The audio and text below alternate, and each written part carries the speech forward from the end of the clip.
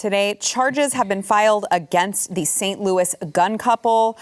Joe Biden says his VP shortlist includes 4 black women, because apparently that's the only criteria now. And the AP says it will keep white, the word white, lowercase, after the recent decision to capitalize the word black. It's a crazy world, but we're going to make sense of it today, and it starts right now.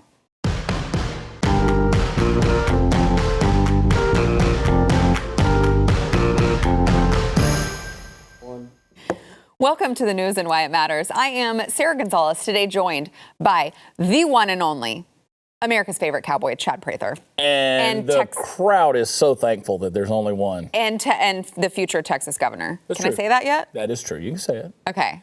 Keep Texas great. Keep Texas great. Yeah, PAC. That's what we're working with. Yes. So keep Texas great. Somebody said to me the other day, they said, "You mean keep Texas red?" And I said, I do mean keep Texas red. It's true. Because at the end of the day, I believe conservative values in politics, well, not even the politics, conservative values are the things that are going to keep us the most free and prosperous. Yes. Now, that doesn't mean I can't get along with people who are blue. Right. But well, the problem is I do believe in a red Texas. The blue doesn't really want to get along with you. Well, that's true. The problem I run into. And if you look across the world, everywhere blue policies have been infecting communities, it's been exactly that. Yeah. It's been bad. Yeah. It's me and Chad today. I didn't mean to turn it all into that, but I could talk about me for a whole hour. You're stuck with us today. And I will say, for those of you who were wondering, we are about to get into the news headlines, but for those of you who were wondering, I know I got a lot of feedback. The people were mad that you were gone for so long, Chad. And they were like, have you blacklisted him from your show? I'm like, no, why don't you ask him why he won't come on my show? Yeah, 2 weeks. I had stuff to do. I'm back on the road. We're touring. We'll be in Oklahoma City this weekend. 6 shows, Oklahoma City this weekend. We were just in Tempe, Arizona. Blew it out. Had sold out shows. People are tired of this stuff.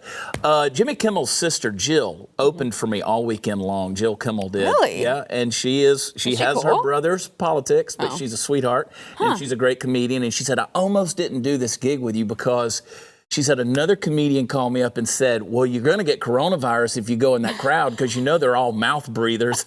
And I was like, that is hilarious, man. I used it over and over again on stage because it's just so funny. That's funny. We could take a joke, right? We could take a joke. But she's a sweetheart, and she was good. And she said, you know what? She goes, normally I kind of make myself scarce when I'm not on stage. She said, I hung out with you and your crew, which are all conservative folks, very outspoken. She said, I had the best time I've ever had with a team who was traveling with a comedian, and she said, I'm in love. I just love you guys. I want to work with you again. That's awesome. We'll flip them all. We're flipping them all one person at a time. I just started with Jimmy Kimmel's sister, so y'all can pick somebody out there. Yeah, exactly. Y'all can pick a sibling, a McConaughey, Rooster McConaughey. Go for him. Yeah, McConaughey should be pretty easy. He's in Texas. You would think. All right, so the McCloskeys, which is, of course, the infamous St. Louis gun couple, who you'll see for those of you who are watching on television. He's not wearing shoes, which I find to be so interesting. But the couple who was outside their home defending it when Black Lives Matter rioters broke into their gated community, broke down the gate, and started walking through it. Now, according to the McCloskeys, they were yelling threats. They were saying, we're gonna kill you, and that's gonna be my bedroom up there.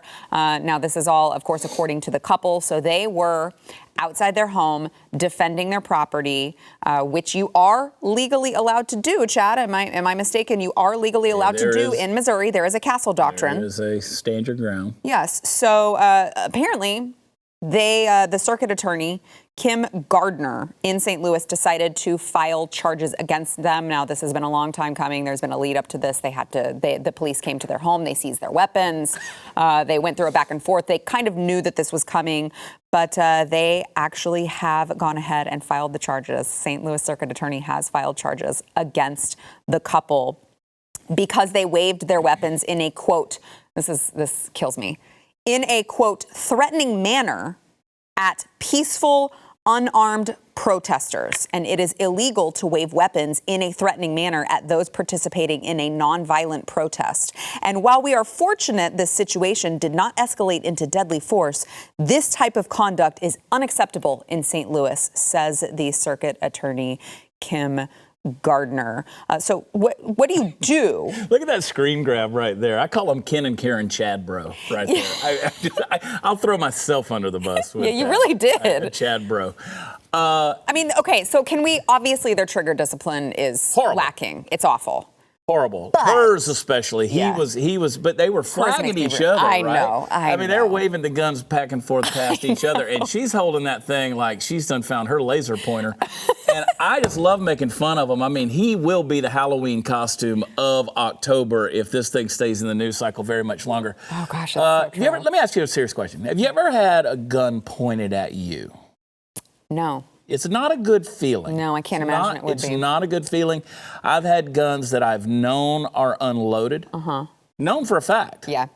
and still have them pointed at me either for a photograph or doing some kind of a sketch thing or whatever. But then I've had actual guns that people could have used pointed at me. None of it's a good feeling. So to flag somebody like that and wave a gun around somebody, it's bad handling of a firearm. It really is. Is it illegal? We're going to find out what the court says there. They were catching some flack. I mean, the rioters were saying some things. They busted through the gate. These people, and by the way, these are not Republican conservatives. No, they were Black Lives Matter supporters. Right. I mean, until this point, I'm not sure about now. Right. So that's, here you have these people who maybe don't have the best control, and they don't need to be flagging people with these guns, and waving the barrel at them and things like that. But how hard of a criminal case that is, I don't know. It's going to be interesting to see how that goes. But then again, I got Roger Stone on the show tonight on my show. We talked for 45 minutes about how the rule of law, you forget it basically these days. I mean, if they decide they're out to get you and make an example out of you, and especially if it'll make a big splash, like I firmly believe they did what they did to Roger Stone because he's so flamboyant, right? They made him an easy target. I mean, he used to be on InfoWars, he's a huge supporter of Nixon, all these different things about him, the way he dresses and the way he's outspoken. They went after him. I have no doubt that these folks, I mean, just look at this. This is circuit level media or circus level media right here where they can get a lot of mileage out of this thing. So I wouldn't want to be in their shoes, quite honestly, because the media drives the narrative, unfortunately, even in the rule of law these days. And that's what's so scary, because while Governor Parson of Missouri, he did say that he would pardon the McCloskeys if necessary. And I know the Attorney General has gotten involved. He has also said he was trying to move to dismiss the charges. But I think really the issue is, okay, maybe these people got the publicity that they would need in order to get that sort of thing, pardoned. But how many people who don't have this publicized, who don't have, a video, a viral video, how many people are going to get stuck having to pay for doing something that really was their lawful right to do? I mean, this is a Class D felony. If they're found guilty, let's say the governor didn't pardon them, if they were found guilty, they could face fines as steep as $5,000 and up to 4 years in prison. 4 years in prison for doing something that looks to me like is legal. He got the $5,000 in his pocket right there in cash. Look at him, man. These people live in a museum. It's fantastic, this house. I mean, have you seen the pictures of the inside? Oh, yeah. It's insane. Yeah. Which more power to them. God bless America. If it had not been for the camera footage that you see, it would just be a he said, she said. Right. But of course, what they say is, as you pointed out, people were saying that's going to be my bedroom. This is going to be my house now. We're going to kill you. We're going to break all. Anyway, we're going to burn this. They did break through the gate to get in there. And I think the word is, and I didn't pay attention, scrutinize this story, but they were on their way to the mayor's house in the same neighborhood, right? Well, I think they thought it was in the same neighborhood, and then it ended up they were not in the correct neighborhood, which is not shocking to me if that's the case. I mean, when I'm here, I want to shout, "Get off my lawn!" Like every time I see this video, just get off my lawn. Yeah, I want to go full blown Gavin McInnes on them. But I mean, so what constitutes? I mean, I guess my question is, if you own a gun, you have it to defend your property, to defend your life. A gun's a tool. Right. Like, what else are you supposed to do other than, I did hear a lot of people who criticized them at the time, and they said, well, they shouldn't be out there holding the guns. I mean, they could be in their house. And I'm like, well, how are you going to deter someone from coming on your property if they don't see that you're ready to defend it? Well, 2 weeks ago or a week and a half ago, you had black militia members who were marching on Stone Mountain, and they were saying some pretty strong things. But I defended their right to march with those rifles. I defended it because that is well within their constitutional right, at least how I believe it and how I interpret it. Right. So if you have the firearm, if you have the weapon, and you find you're in a situation where you need to use it, you got to pull it out of the closet, right? You do. What else do you do? Pointed at people, I think that ultimately comes down is right there. That's what it was. It's the discomfort of pointing a gun. But let me just tell you something, America. If this crap continues, a lot more guns being pointed at people. I mean, you had, 70 people shot in Chicago over the weekend? Yeah. 70 people. You want to talk about a place that needs to socially distance. Is Chicago. And Lori Lightfoot, the mayor, is doing nothing about it. She said, we handle this. And Trump's like, let me help you. No. Right. They can't get it together. Yeah. It's a bad deal. Do you agree, by the way, we talked about Trump sending law enforcement into, where did he send it, Seattle, over the weekend. Do you agree with President Trump's decision to do that? Not necessarily. He did point out yesterday, he said it's been 51 days. It's not like it's we long just enough. Came right Let's in. clean it up, right? And what do you do when you have these governors who just, and mayors who just won't do it? And I've said over and over, even on this show, that we're starting to see the little despots, show their head with these. That's why, I have said as a conservative, I've said this my entire life. I said, government starts with yourself, then in your family and your home. Okay, then your community. That's why the person most important to me is my state rep, my mayor, my rep in Washington. Yes. Who are those people? Because Donald Trump and Barack Obama and Bill Clinton and George W., they're not coming to my house to see how things are. I don't plan on that. But we're seeing that. These mayors and these governors, they're starting to dictate a lot of things. And then when they don't do their job, when they don't clean this mess up, because again, at what point in time is a governor going to step up and have an unpopular opinion when it's the right constitutional thing to do, other than trying to appease either the scientific, medical, or media masses? And I'll hush right there. But all of these governors across the state, the only one that I've seen that has any cojones recently is Brian Kemp in Georgia, Kristi Noem in South Dakota. Ron DeSantis has shown some intestinal fortitude there. How about Greg Abbott? I don't think he makes that list, Chad. What do you think? No, he doesn't right now. And I say that as a guy that supported Greg Abbott for years. I did too. I've voted for Greg Abbott. I've been for Greg Abbott. I don't know what happened to Greg Abbott. Did you see the tweet that he tweeted out? I sure did. The fake coronavirus news. story, yes. That I retweeted it. I said, this has all the trappings of an urban story or an urban legend, right? And it's like the person that went to the coronavirus party and got coronavirus and died. Yeah, and they said, I thought it was a hoax. Yeah. And then they died. Yeah. He thought it was a hoax. I was going to prove it was a hoax. Yeah. And the governor of Texas is tweeting this? Yeah. I mean, you're the, 12th, 13th largest economy on the planet, and you're tweeting a fake news story from Express News or some kind of thing like that? Party Foul Steve wouldn't tweet that out. I mean, it's just ridiculous. And I said, this, come on, man. This is, when you start trying to back up your decisions to mandate masks in a state by using a fake news story about a 30-year-old who ought to have enough common sense not to go to a COVID party, but then is in there apparently licking the toilets, I don't know what the story said, but gets coronavirus and dies. Well, I'll tell you something. A lot of people that's 30 years old have died today in Texas, and it had nothing to do with coronavirus. You mean people die? People do die. And you know what? You would harm my grandmother. Your grandmother's going to die too, 100%. All right. We've got more to get into, including... All of us. I don't know about me. All of us. Maybe you, but I'm going to live forever. Including Joe Biden, who says his VP shortlist, it includes 4 black women, because that is the only criteria now, is color, apparently. First, I want to thank our sponsor, Candid. I'm smiling a lot these days, even though there's not a whole lot to smile about when you look at the state of the country. But do you know why I'm smiling a lot these days? Because I got my teeth fixed by Candid. Yes, I did, and you can too.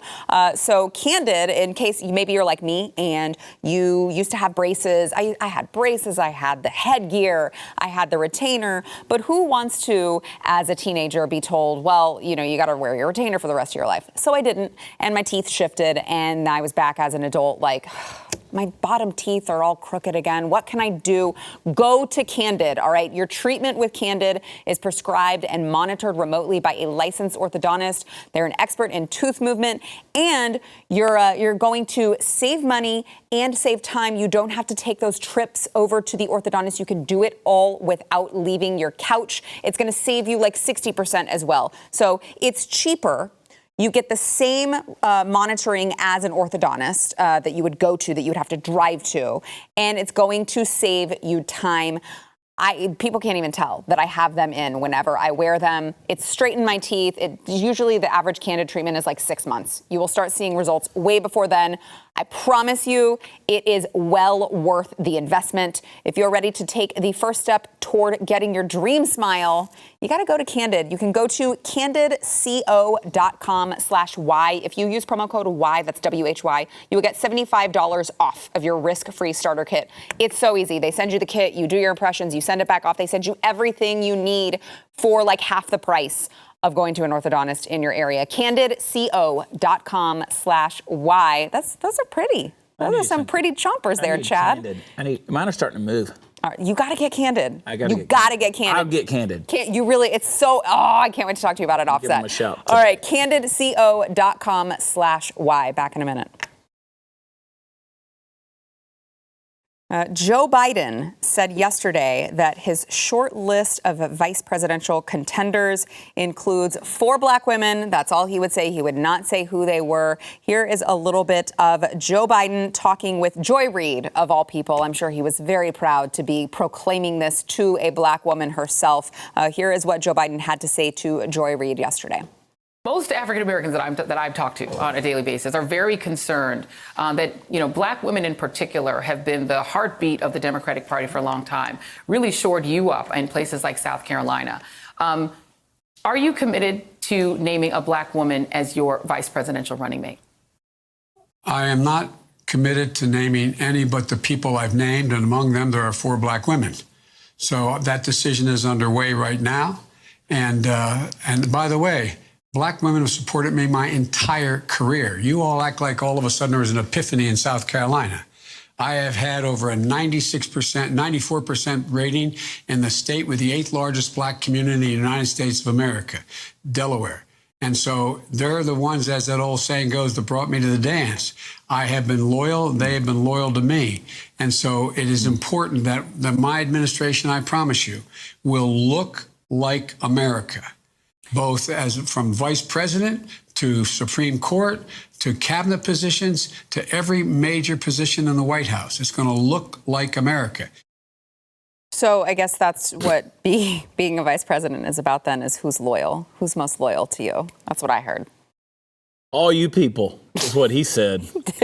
Okay, I give it to him. Like, the guy answered the question appropriately enough in that I've named some people of that list. 4 are black women. He's already said, though, that he's going to have a woman of color as his vice president. He's already said that. Like, he's been more specific in the past. But then, like that, he could have stopped with that and just been, I've given a list of people. There's some black ladies on that deal. Yeah. He doesn't even say ladies. It's black women, Right.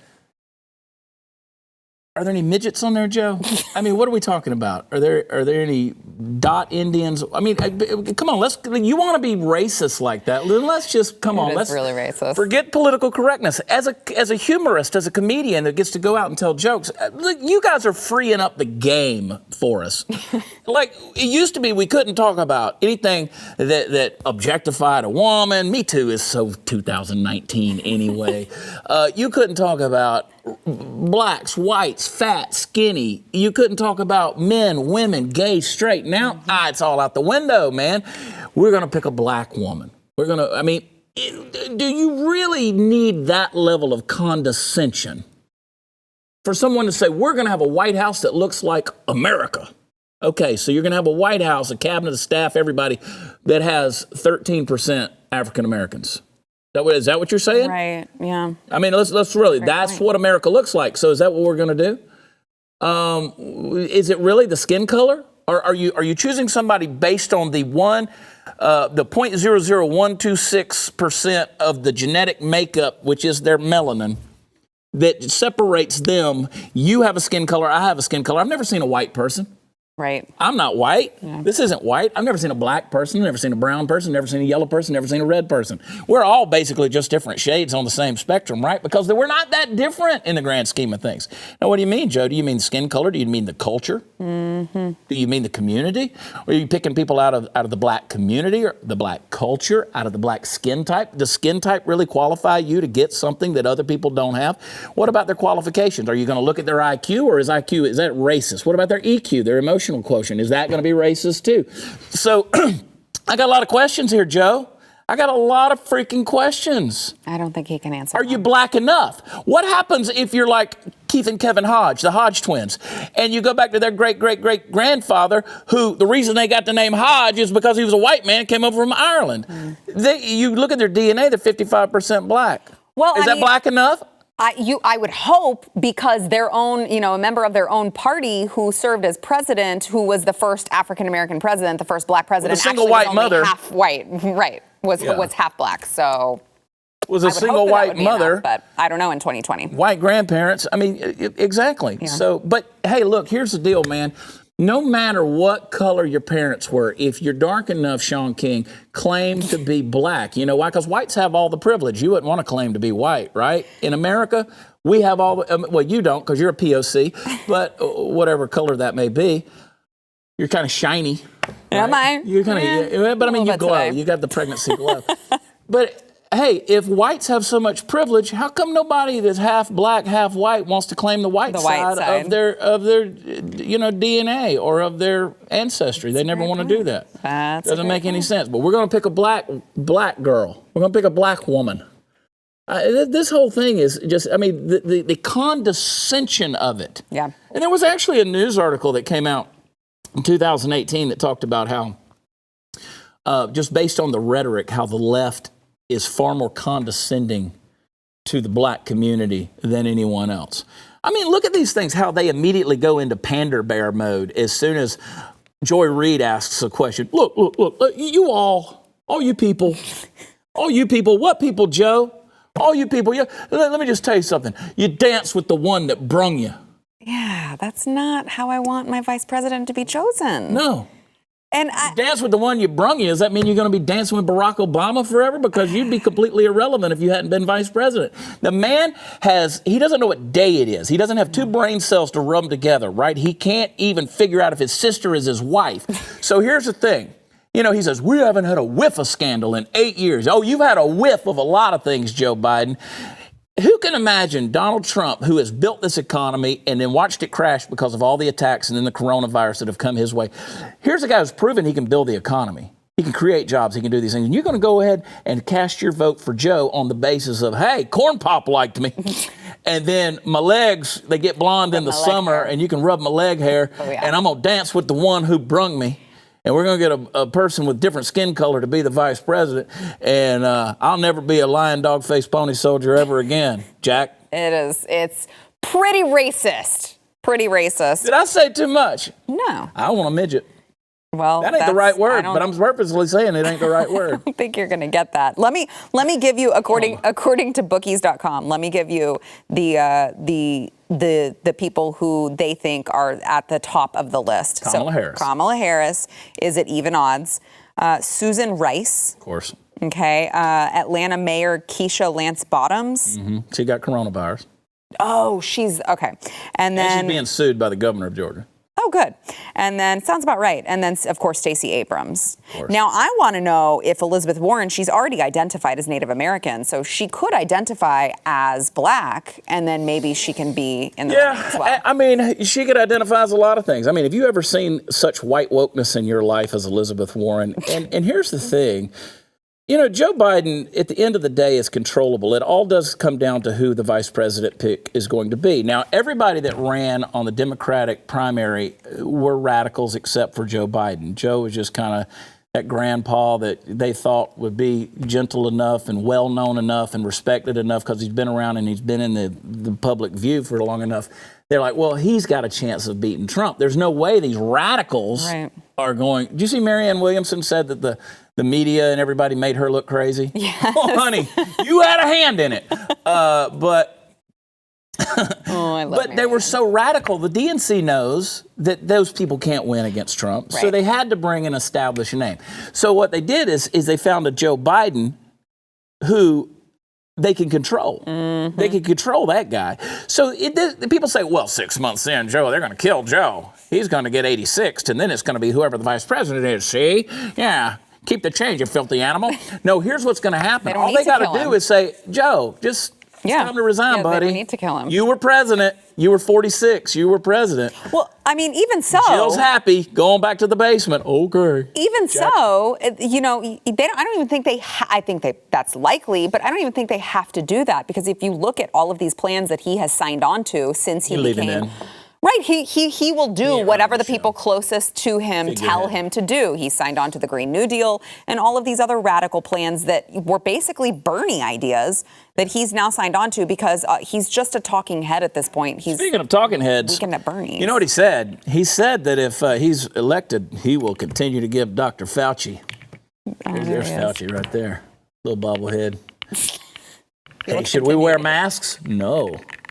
Should we wear masks? Yes. Yeah, I was going to say it depends on the day what his answer is. We've got more coming up. First, we want to thank our sponsor, Keeps. So if you have noticed maybe your hair isn't looking as full as it's used to, or as it used to, I know you men, Joe Biden's racist. I'm going to get sexist for a second. You men, you don't want to go to the doctor. You're all embarrassed about every single thing that you could possibly be embarrassed about. And so you just stay at home and you don't go to the doctor. And then if you have hair loss, you're just going to keep losing your hair. And you're not going to do anything about it. And you're going to be secretly embarrassed about it.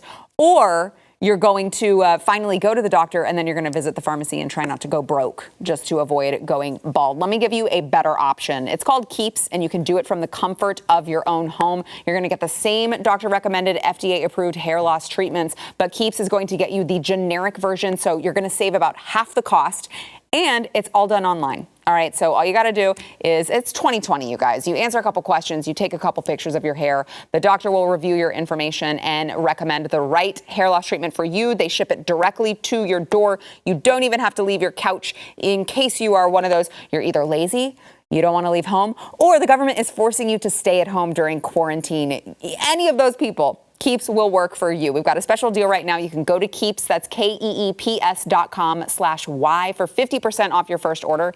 That is Keeps.com/Y. We got you half off. You're not going to want to miss this deal. It is Keeps.com/Y. Back in a minute. A teachers union in Florida has sued the governor and the state board of education over an executive order calling for schools to open 5 days a week for in-person instruction in August. And they said, any sensible person, this is the union president, any sensible person would tell you we have got to get the positivity rate down. This is a life or death situation. We don't want to be reckless. We don't want to be irresponsible. And that was, of course, in response to the schools reopening in August per the executive order from Governor DeSantis.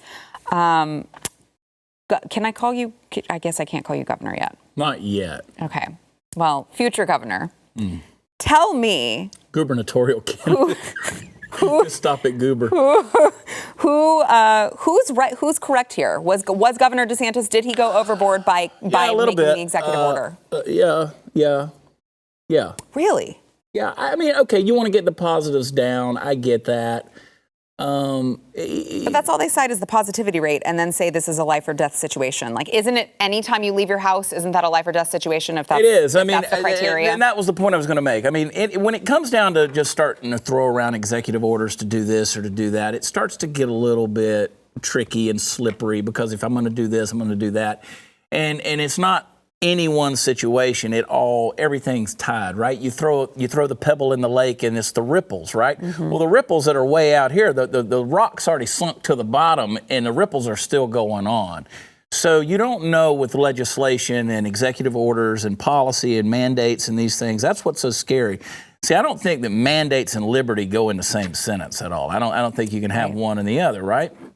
So that being said, Florida's an interesting situation, right? You have a lot of people coming from a lot of different states, a lot of tourists in there. Even Disney World opened up, but it's limited in terms of how you can function at Disney. There's a lot of things going on. I appreciate Governor DeSantis on some of the things that he's done in regard to open it up for tourism, because let's face it, businesses are going to go south if you don't have that. Right. But let's talk about the schools for a second, okay? Here's what people forget, right? And I know it's different in different places, but just by and large, let's just throw some ideas out there. One, it's not just about teachers. There's cafeteria workers. There are environmental services. There are landscapers and groundskeepers. There are administrators. There are all these people. There are teachers' aides. There are people who depend on these schools for a job, right? Mm-hmm. Let me go one step further. How many kids in America, unless they go to school, don't eat? Yeah. They don't eat. Yes. So that's an issue. Now, I understand people will say, Chad, they still provide the meals. And in many cases, in many school districts, they do. They still provide the meals. But if you don't feed your child at home, what makes you think those same people are going to come by the school and pick up their sack lunch in order to feed the kids? It's just not going to happen like that. Well, what about the rise in domestic abuse and There's children? Domestic abuse, suicide. We don't even have the numbers of suicide. Specifically, one of the most charted group yet, or that's been out there in our recent history, is veterans. We don't even know how many veteran suicides are happening right now. We know it's just through the roof because we can't chart those, because right now there's too many other things being charted in the medical community, right? You know that song, by Nickelback, Look at My Photograph? Yeah. So I rewrote that. I saw a meme that said, look at my COVID graph, compiled by our research staff. Everybody's in a bed. Oh, Joey's dead. And then it's like, nobody can do the math. And that's kind of what we're looking at in all of this stuff. Do you know how many people I have come in contact with just in the last couple of months who said, you know what? I had it. Nobody knew it. I had it. I went back and tested positive, and they said, yeah, you had it and all that stuff. And how many? See, we see the horror stories. Right. But we're talking about, let's say there's a bridge that has a 99.95% chance of staying up while you cross it. I'd feel pretty good. I'm not going to swim the river. Right. I'm going to take the bridge, yeah. right? Why in the world are we changing everything, especially when it comes to kids? When it comes to kids who are testing 2% of cases are smaller children? Yeah, I mean, maybe positivity rates, but but they're not getting sick from it. Right, they're not dying. Kids are resilient. Well, first of all, other than the outliers, the outliers. Okay, let's talk about that for a second. Yeah, that's the thing, and I feel like we're kind of getting into this. When you call this show The News and Why It Matters, why does this story matter to you? Okay. Let me tell you why. Because when we talk about statistics and we talk about the population of a country and we talk about trends, don't individualize that and make it about you. It's not about you. We know you are that one person that can't eat bread because you're gluten intolerant, and no matter, I get it, okay? Well, I get it. And I said that because, by God, that's immediately triggering 5% of the audience right now. We can't make policy off of just you. Exactly. It's not going to happen. So we're talking about the general people that are out there. They're not getting it. Children, by and large, have less of the receptors in their head than adults do in order to capture that coronavirus. Okay? So they're just not doing it. It's so... Are there some out there? I mean, we read a headline where it says 85 babies in Texas tested positive. Yeah, over what period of time? It failed to tell you that. And even the public health director said currently. Currently. Which was not true. Not true. And also where? Where? See, I keep catching flack because in Texas, Arizona, New Mexico, and California, the flare-ups are happening at the border because you still have people who are coming over. They're basically medical tourists who are coming across. You have people who are coming across back and forth. There are American citizens. There are American citizens who choose to live in Mexico because it's cheaper. Yeah. And they come across the Rio Grande every day to go to work into America. Now, what do you do when the COVID crisis is spiking? Right. How do you stop that? So you can't do it. And it ain't a bandana around your face either. That ain't going to fix anything. So I know my thing tends to be an unpopular opinion with 50% of the people that are out there. And let me go on record as saying I'm not anti-masks. I say wear them. I wore one in the airport, and people are like, I thought you were against masks. No, I'm for personal choice. You don't want to wear it, don't wear it. But it ain't the gate agent's fault that the governor of this state has mandated that people wear masks in public. So what am I going to do? Bitch at her the whole time? Yeah. I'm not going to do that. Yeah. Well, as far as the schools go, you just hate to see the teachers' unions running the show. It's not about the kids when it comes to the teachers' union. And look, it stops being about the kids. We have the TEA here in Texas, right? And the teachers' unions at the end of the day are the power brokers. They are the ones that create the whole thing. You responded on Twitter to a young lady who said, well, the state is recommending that we write out our wills. Yeah, she's 24. She's 24 years old. I'm like, what are you leaving behind? What are you, I mean, my caboodle. I mean, with my Polly Pockets in it. I mean, I don't mean to be facetious and insulting, but you're 24. I got a daughter your age. So, yeah, I'll be a little condescending. Like, really? Really? 99.6% recovery rate. Right. I think you're going to be just fine. 1.5 million people died last year of tuberculosis. Nobody talked about that. That's good. Wear your mask. You didn't wear it in the flu season. And let me tell you another thing. These people want to say, well, my grandmother. Oh, shut up. You've smoked in the same car with your grandmother for 30 years without even rolling down the window as a courtesy gesture. So don't tell me about your grandmother. You killed her. We've got more coming up. First, we want to thank our sponsor this segment, Bambee. So if you are you're a small business owner, you're an entrepreneur, you probably know this firsthand. HR issues can kill your company. You could be left liable for wrongful termination suits. You've got to remember all those minimum wage requirements, the labor regulations. There's no way that you can memorize that. So you think, okay, I've got to get an HR manager. Well, HR manager salaries are not cheap. That's like $70,000 a year on average just to get someone to remember all of these rules and regulations that are going to keep you from getting, a lawsuit thrown at you. Bambee, that's Bambee, was created specifically for you, the small business owner. You can get a dedicated HR manager. They will craft your HR policy. They can maintain your compliance. They remember all those regulations so you don't have to, and they will do it for $99 a month. Bambee will change your HR from your biggest liability to your biggest strength. Your dedicated HR manager will be available by phone, email, or real-time chat. They can handle it all. I'm telling you, onboarding, terminations, they can customize your policies to fit your business. They can help you manage your day-to-day with your employees. Again, $99 a month. I'm not like what you would call a mathematician, but I'm pretty sure that's a better deal than $70,000 in salary. All right, you got to go to Bambee.com/matters. Get a free HR audit today. You can go to Bambee.com/matters. Get that free HR audit. Back in a minute.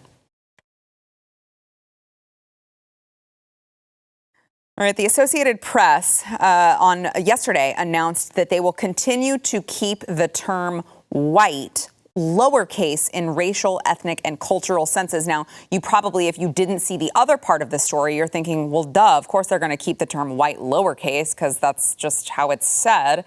And why would you capitalize the word white? Well, they actually decided last month to capitalize the word black when used in racial, ethnic, and cultural senses. So black was capitalized. They've come out and said that white is not. Now, their reasoning for the decision, see if you can see what sense you can make of this, Chad. There was a clear desire and reason to capitalize black. Most notably, people who are black have strong historical and cultural commonalities, even if they are from different parts of the world, and even if they now live in different parts of the world. That includes the shared experience of discrimination due solely to the color of one's skin.